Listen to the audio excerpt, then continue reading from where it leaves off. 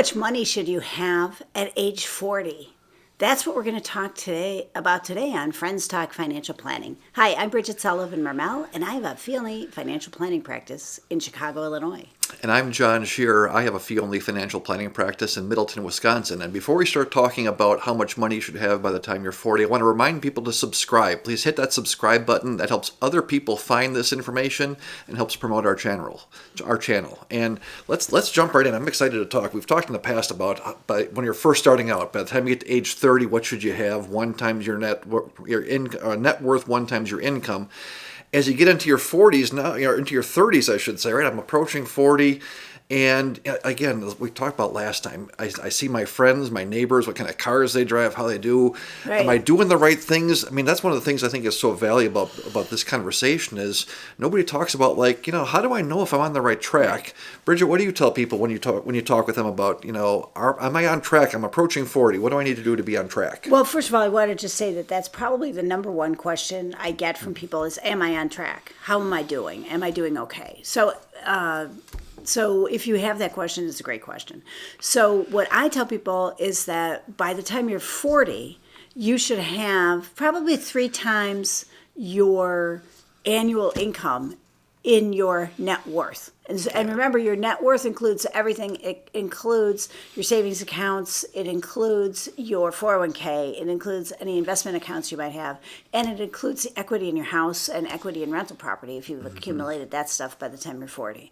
So 1 to 3 times is the amount. Now, to some people, that might sound kind of low, but this is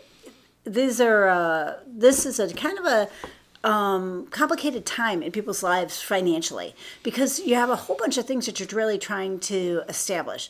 Usually you're trying to either buy a house or a condo or upgrade. Oftentimes people are having kids at this point, or they want to move because of their kids, and they want to. So they're putting more money into real estate than they would otherwise. And often in this time in life, hopefully your income might be going up rapidly, or one person's stopping work, so then maybe your household income is going down, or maybe people are separating or getting divorced. Anyway, so there's a lot of changes that are going on, and it can take more patience in this phase for the numbers to start creeping up than it does in some of the other phases.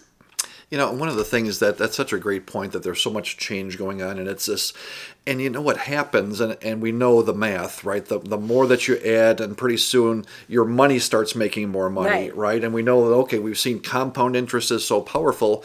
The problem with that is that you just don't really see it, right? You're saving, and golly, it's not going anywhere.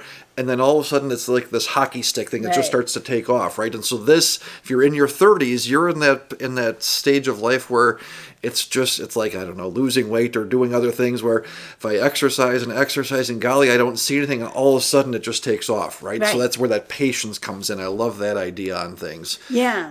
Well, we did a video on the rule of 72, which is one of your great ideas. And if I was talking to another client about this, which is, now tell me, we're going to review this real quickly. Tell me if I'm wrong. Yeah. If you get 7.2% return for 10 years, your money doubles. Right. Or, it's the interest rate that you earn, or the earnings times the number of years equals 72 to double, right? Okay. So if you earn 7.2% each year on your investment, times 10 gets you to 72. Okay. Right? So then your money doubles every 10 years. And so 9 times 8 would be 72. 8. Okay, right? great. So if you get 9%, your money doubles every 8 years. Okay, so the reason I say this is because if you look at your money, say when you're 30, it just whatever you arrive to this decade should kind of double. Like if you have it just properly what's already invested. gone in there, right? Exactly. Yeah, right. And so that's one of the things that people don't appreciate is like, oh, okay. And if you actually look at, okay, how much money do I have now? And if I've got it invested properly, it should be doubling over time. And then you look at what does that doubling mean? Okay, I have $200,000 now. Then it's going to be $400,000. Oh, wait, but then And it's not then- going to be 600. It's right, going to be 800. right. That's when we get into the hockey stick. yeah, that's yeah. right. And so that, if you think about it that way, for me personally, before I was a financial planner, thinking about it that way kind of helped. Yeah, It helped me like wait out this long period of like, okay, I'm putting a lot in and don't seem to be getting a lot out. And it just, and you know, I mean, I know the math, you know, and we see it, and yet it just doesn't seem real. You talk about, oh, then it's going to be 800, then it's going to be 1.6, and you're like, yeah, and then you see it, and you go, like, oh, no, that's what happens, right? And so part of, I think, our mission with this recording is just to say, like, yeah, you're doing the right, if you're in that spot, right, this does happen, right? It just Right. seems so artificial. And it takes a long time. Right. Like, it seems to take a long time when you're doing it. And I see people suffering from anxiety, uncertainty, and overall feeling of ickness during this time about their money because they just don't feel like they're getting anywhere, but they are. Yeah. They just don't you just don't see understand. it. Yeah. Yeah. And then what happens is like there's some magical day, and it could be 10 years later when you're like, ta-da, the trumpets blare, and you're thinking, oh, now I'm okay. And what I try to help people see is that they're actually okay when they're 38. Even though it doesn't feel like that necessarily. Exactly. Yeah, And they've yeah. set themselves up to double when they're 56 or 58. You know, like, so they're actually okay that like this is going to work. So it's an interesting phenomenon. Again, this depends on a well-balanced overall net worth. Yep. If you have all your money in savings accounts, it's going to be difficult for it to It's not going to double every 10 years, Yeah, right? It's just exactly. a long time, right? Yeah. You know, the other thing I wanted to point out about this is that these are guidelines, right? It's like, how do I know if I'm on track? Right. And so, listen, if you're in your 30s, somewhere we want to see you on the early end, have 1 times your annual income and net worth, and then grow to 3 times.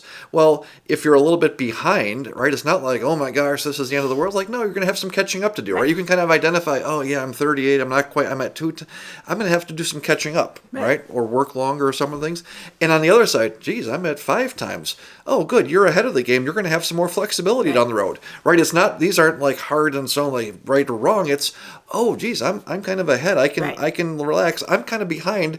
I need to focus a little bit more, and gives you that perspective on just how to think about things. Right. So, Well, and it can help you with decision making. For instance, I want to take this job that pays more or less, Right. or my spouse or partner wants to start a new business or quit paid work and raise the family. Like all those things, it can help you make those decisions. And again, if you're ahead of the game, it can hopefully free you up to feel like you can have that flexibility because you've been doing a good job saving all along. yeah, that's great. And one other thing I'll just point out is, as you mentioned before, in your 30s, oftentimes that's the most expensive time of life, right? You maybe still have student loans, you know, marriages, houses, divorces, kids, preschool, daycare. I mean, you know, no wonder people are stressed out, right? And so this gives you some framework, and maybe that's a great place to circle up on this is when you're in your 30s, we would like to see, you know, net worth starting around 1 times your annual income, growing to 3 times.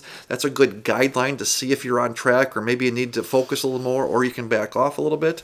And if you can use that as a benchmark, then you don't need to worry about, you know, it's not about what kind of car you drive and those sort of things. That gives you some sense of security on that. Yeah. So, With that, let me mention that the thinking that we are just describing right now really comes from Burt Whitehead and the ACP, or the Alliance of Comprehensive Planners, which is a group of fee-only planners that is a not-for-profit group. There's planners all over the country. If you like the way that we're approaching things and the way that we're talking about this, you can, and you're looking for another planner or more information, you can check out acplanners.org. that's right. And don't forget to hit that subscribe button. And with that, until next time.